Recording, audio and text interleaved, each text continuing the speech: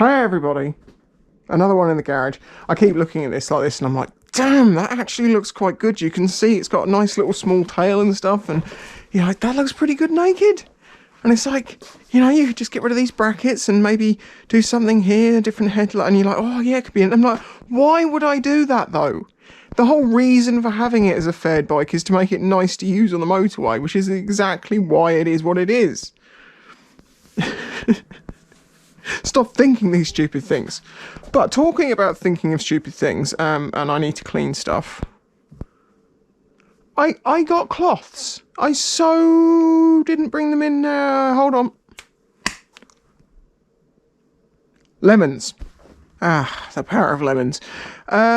Yes, so onto the subject of the future motovlogging helmet. The ultimate future setup. Future being a very operative word here, okay? By the way, I'm cleaning up the panels from the XJ6 build. I just want to get some of the dirt off. And yes, this is soap and water works. This is also quite efficient. So I'll try some WD-40 on that. Anyway, moving on. Okay, as I said, this is all very futuristic, but to my understanding, none of this is impossible from our current knowledge, or my current knowledge. Is that a scratch? No, it's just some sticky stuff. So we have Neuralink stuff, you know, to your brain, that we can control things, and people who have disabilities can control things by, they're actually, you know, like you can control the little robots using the brains of thinking like red or blue, and it picks up that pattern, brain pattern, and goes, oh, well, that's the sort of pattern for blue, that's the pattern for red, so we go left or right. Why don't they just think left and right? Anyway, so I think in the future, because our eyes, yeah, you might be starting to understand what I'm going to say here. Because our eyes are just receiving an electrical signal down a couple of cables, it's not encoded or anything, we just have to learn how to pick that signal up and somehow convert it into a digital signal. Now, one of the ways I thought that they could start doing this is, you know, if you showed someone a picture of a cross, you'd see one pattern. And if you show them a picture of a diamond, they'd see another pattern. And slowly, you could start decoding the signal. And maybe then you could start tuning the signal, get a supercomputer on it. You know, by then we're going to have quantum computers. This will be easy. So I believe that the ultimate motovlogging setup in the future, and this is going to be a long time in the future because this has to become consumer level, is that you'll put your motorcycle helmet on. And, you know, smart helmets, all the different companies that made smart helmets, they've always got these heads-up displays. And I'm like, that only works so well because, you know, if you focus on something on the visor, it's only going to be the focal distance from the projector to the visor and back to your eye, because that's the way it works. You know, if you take a picture of yourself in a mirror, 6 feet from the mirror, because you're 6 feet from the mirror, it focuses at what is basically 12 feet because the light has to go, see? So yes, if you have like a heads-up display, it can only ever be your close vision. And then you have to like focus here and then focus away, and it's distracting. But if you could have it in the set distance, you just see it there at the same sort of focal level as everything else, in your natural vision. Or maybe, no, it can't implant. Oh, actually, that's implanting. No, maybe it can do that. If they can do that, maybe they can implant thoughts. No, that's harder, because we're talking about just like a camera signal here. Right, yeah. So what I was saying was fine. Heads-up display. Also, because obviously the eyes are being decoded now, we can just record that feed. You know, the human eye, we can record. It wouldn't work, would it? I've just realised, because human eyes are really rubbish. We only see like this much in focus and the rest of it's out of focus, and you have to like dart around to make it make sense, and then our brain smooths it out like GoPro, super smooth. Kind of ruined my own idea, but shut up. We're just going to keep working on it. We'll get around these problems. You can... Crap, that really has taken the... Yeah, it's derailed my idea. No, ignore it. We're going to carry on. Audio. So obviously if you can do it eyes, you can do ears. So we're going to also have audio coming into this helmet with the neural heads-up display and camera feed. The audio through your ears. And now I've just realised that's just going to be really muffled. And wind noise because you've got a helmet, so it'd be better to have a wind protected mic. Okay, so we probably don't need to... yeah, okay, right. Let's see, can I salvage this idea? It's a terrible idea. I'm so sorry. I've wasted your time. But come on, let's just... In an alternate universe where this all works out, it was a cool idea. The idea, I mean, what else could it do? I mean, the heads-up display thing's a possibility. And I do think that the focal distance thing is a real issue. I mean, I've not used one. I'd love to see if it's that bad. I'm sure a lot of people are going to go, they're fine, because no matter how bad something is, there's always people who say they're fine. Like me, that's what people say about me, because people talk about electric bikes and say, oh, silent bikes, you'll be dead in 5 minutes. And I used to think that would be the way it would be, and the reality is, it is not. I can't say I've noticed any great... Is that a crack? Might be. I haven't noticed any problems really with people not being able to hear me, because the truth of it is the tyre roar from the bike is audible, and the sound of it braking. So when you approach people, what I used to do to make people realise I was coming was just brake a little bit, and then they'd hear the of the brake discs and look around at you. So you didn't need people to hear you. That's okay in the current system where there's just me doing it, or maybe one or two other people on electric vehicles, but when everyone's doing it, ooh, yeah, that's going to be a problem. See, I've just conveniently moved off the subject of the helmet because it was such a dumb idea. It's not a dumb idea, it's a beautiful, rum-induced idea from last night. I wrote myself a note, I was like, this is genius. Oh no, there's a sausage. The thing is, I really want to clean this up. It is damaged. We'll keep one or two of them, but this one's going to have to go. Boy, that's really on there. You can get that kind of surgery done in the weekend. Try and recover the subject slightly, talking about the future of helmets and stuff. Since I got a Cena, or actually no, I started out with a Scala Rider G4 from Cardo Systems. That thing was great, loved it. But it wasn't, I can't remember why it fell out of favour with me. I think it might have been falling apart, and I couldn't communicate with some other people that I knew. So then I got some cheap BT ones, me and Reno did. And we used them for a while, just so we could talk on the bike between the two of us. Oh, that's why I switched, so we could get cheap ones, because it was cheaper to get two of those than it was to buy like a G4 or something. And I think mine was degrading and the battery wasn't going so well. Anyway, then we got Cenas, and, you know, history is history. I now have a 30k on my helmet, which I love.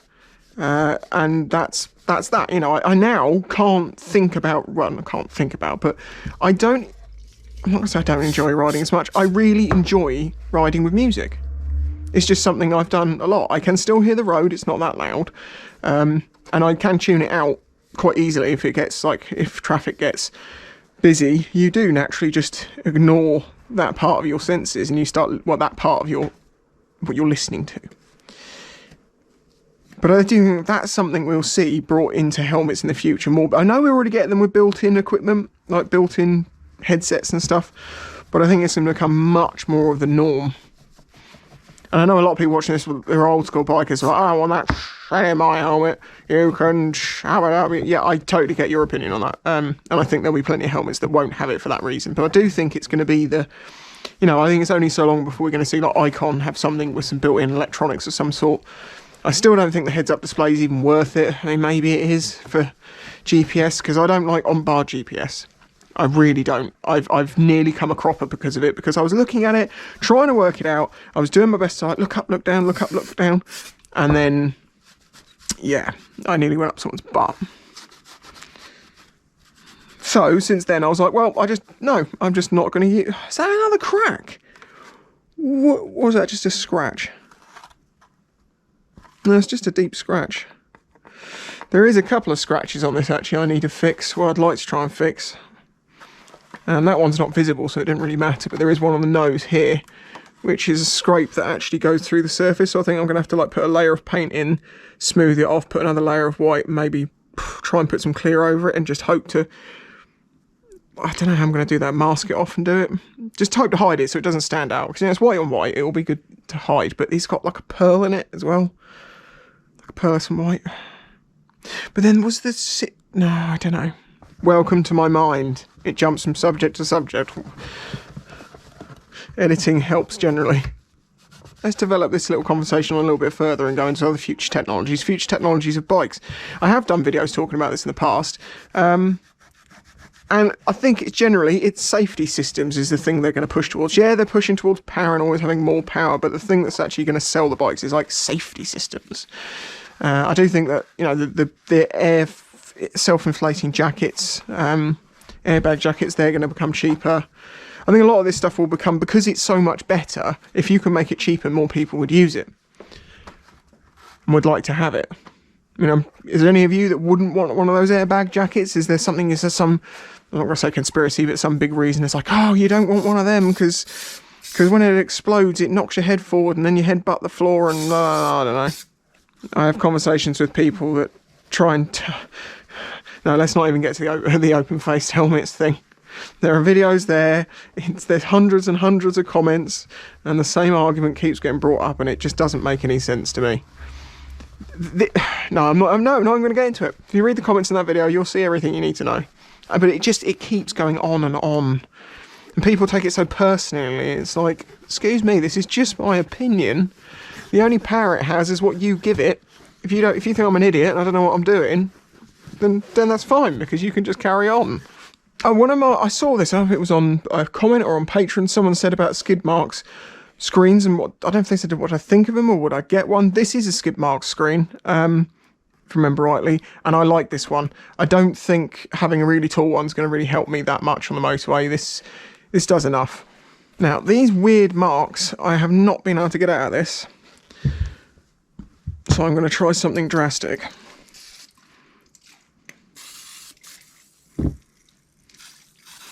WD-40 is great at cleaning stuff. I used to clean my Polstrenolin, the first one, with just WD-40 because it was matte paint and it cleaned up and became smear-free very easily.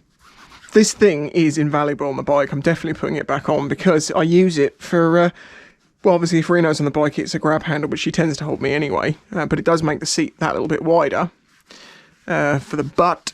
But... the other thing is, when I go to like Tesco's, if I need to get, say for instance, 24 cans of Coke or something, like Diet Coke, I don't drink sugary drinks anymore. Haven't done for years. Stick to the goddamn point. When that's on there, I can put a ratchet strap underneath over and put it through the box and then tie it like a little cradle around the back, so it's held that way and around the back, so when I accelerate, it's in a little box. It's fine, cup or something, I don't know, a net. You know what I'm saying? You're not even listening, I've gone way too far into this now. Obviously, what's pushing motorcycle technology forward for actual motorcycles at the moment is efficiency and hitting the standards. And that's why you're seeing, you know, bikes, new models coming out and being less powerful than the previous model. They're having to hit these emission standards. That's the reason I think it happens most of the time. It can also be to have a better reliability, to not push an engine as far as it can go. That's one of the things that people say about the DR is the fact that you can tune that bike to like 60 brake horsepower and it'd be reliable. And it's only because it's only like 30, 40, depending on what one you've got and what you've got done to it. It means it's very overbuilt. That doesn't seem to be the truth for me, because I've had a very... You! God, you're lucky I love you. I should have taken you out back with old Yeller. But it does inherently give you more reliability if you make an engine work less hard. Of course, if you've got crap bearings in it, it's still going to, you know, they're still going to go. But I also think a big part of it is going to be bringing the price down. But then the Chinese companies and the companies like that have been bringing the price of 125s down. And in response to that, the big brands have also moved the manufacture of their 125s into those countries. So they're being produced in the same sort of places to... Oh, I'm not going to get into the standards. I know people want to say quality checking. It's like everyone who says that, I just want to say to you, have you ever been there to check that? Have you been in the factory to see what they actually do and don't do? Like, I know we like to think that's what they do, but where did that notion come from? Is there evidence of such? Of course, I guess you could say, well, the actual reliability and the build quality and blah, blah, blah, but it doesn't always follow with all bikes. It does seem like some are getting cheaper and cheaper to the point that you're kind of saying, well, where's the money? Where's the money going, man? Seems like it's a lot of self-aggrandizing add-on for your name. Not always, and I'm not talking about bigger CCs generally. That's a different game. Oh, don't unstick that. It's got WD-40 around it. Oh, it should be fine. It'll be fine.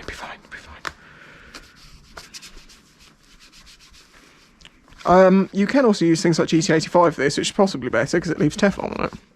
And then the rain beads off. Yeah, doing this when it was on the bike was almost impossible. I also, you know, when it's a workhorse, you don't... Wow, I've really got off the subject here. If you enjoy this sort of video, let me know and I will do more because they're so easy for me to produce and I get to freely speak and show you how completely insane I am. I think people think I'm insane. But then I think everyone else is insane too, so it all works out in the end. Yeah, that's really nicely restored that back to black and looks clean and fresh and new, apart from the bit on the inside. Of course, security is another big one for bikes, is what can they increase on that. But when, you know, in all the security videos I've done, all the, you know, the joke ones and things like that, that's why I joke about having a bomb on the bike, because it truly is the only way you're going to stop someone stealing your bike, by destroying it, because it doesn't matter what lock you have. Like on one of the ones where it was like the how to lock your bike up one, I just said, I think I even said get a better lock than this, but this is an example of what you can do. And people are like, oh, that one's rubbish, you want to get such and such a lock. And it's like, man, it really won't make that much difference when it's been cut off with an angle grinder. What is rattling in there? Is there any way of getting in? I guess the glass is pushed in. I'm not trying to get it out. That could be one of my rattles. Oh, that's really annoying. See, I would consider changing these mirrors, but I actually quite like them. Maybe I'll look into options regarding these. Or has anyone got any suggestions? The thing is, they work really well, and I don't need to replace them because they work. And, you know, I don't think they look too bad, and they're quite handy the way they flip forwards and backwards, and they're good for clamping cameras on. Although, actually, I did notice with my these ones, whereas normally I'd want to clamp it like that, I couldn't with the adapter I had on it, or something, I can't remember, but yeah, this sort of streamlined design, I don't mind it. It's taken a few nasty whacks though, from stones over the past. It is actually truly amazing how much force a stone can have at just 70 miles an hour, because of course I wouldn't know anything above that, I've never been above that speed. I once went to 71. I crapped my pants and slowed back down again. What was that? What was that? Where did that go?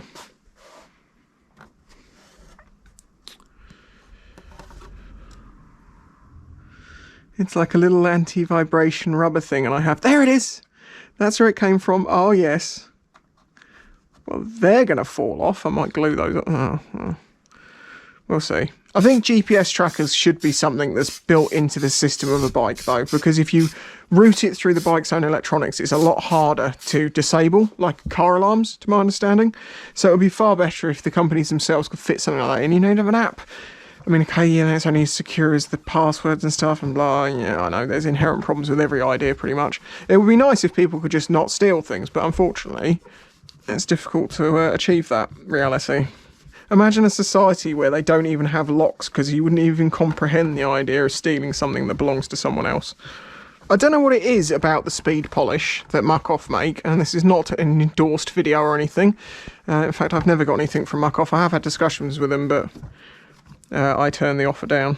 It's really good for some reason at cutting through dirt and getting stubborn marks off. Like on the plastics on the DR, if you get like boot rubber and stuff like that, like where you scrape your boot over it on the surface, it's brilliant for getting those black marks off. And then you let it dry and then you buff it up. Now obviously I'm not buffing this up, I'm just using it like a cleaner. But afterwards I could give these a buff and they would shine up quite well, because it leaves a layer of carnauba wax, I believe. Carbonana wax. Wait, did I even know about that sticker? There would have been no... Wait, is that the one I never found? Oh my god. I'm going to send a picture of that to Red Renner and Phil. That'll make them laugh. I think that's the one that I could never ever find. Wow, we've really gone off the subject and probably gone on way too long. So, yeah, what are your thoughts on future motorcycles, future motovlogging helmet setups? Is that where we really started? Yes, it was. Jeez. Sorry about this. It really has been a brain unload. But I love thinking about the future, and I mean, to be honest with you, the point that it's the most interesting will be beyond my days, that's for sure. You know, I'd love to see where we are in 100, 200 years' time, although, as much as I have, like, science and the pursuit of learning in the world is growing, and, you know, we're doing better and better at the idea of getting off the planet, as much as that fills me with faith, we're also rioting in every single country pretty much across the world and having huge arguments with each other about everything. And I just don't know if it's going to, like, even out or what. But as I said before, I think of this time at the moment as a transition time where a lot of stuff is getting worked out, and I think most of it is down to social media and the way that it kind of changed the world. Social media, in short, did not bring the advent of closeness and togetherness between people as much as Facebook likes to think it does. I think it pulls society apart, and as I say, we're learning from that now. I do think some fundamental changes in the rules of social media would fix this, but there's too much freedom lost in doing that. So I'm sat, as always, kind of on the fence, don't know what I feel about the world. It's kind of weird, but what I do know is the back end of this looks like a boat. I thought it before, and I think it more now. Look, it's a Sunseeker. This is the top deck.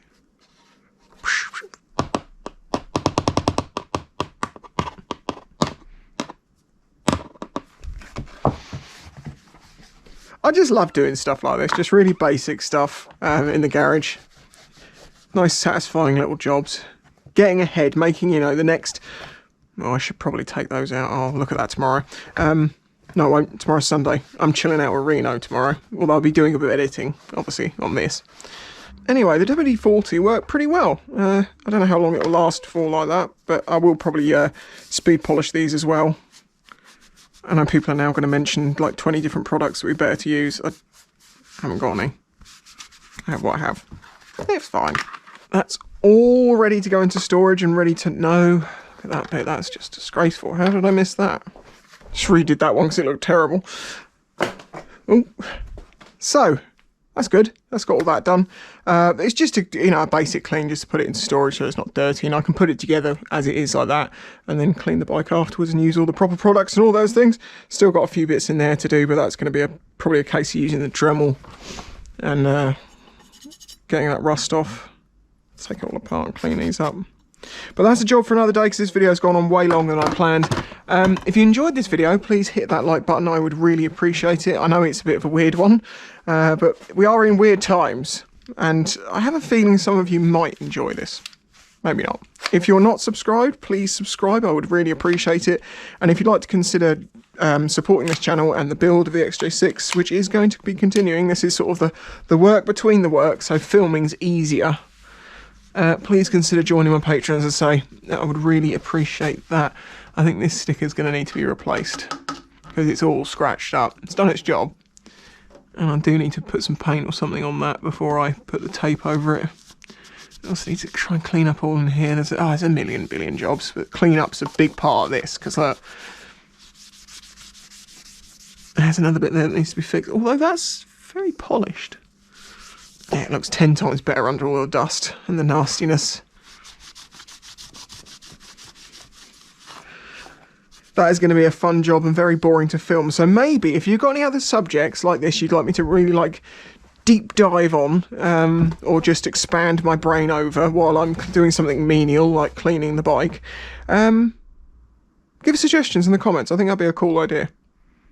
Anyway, bye-bye.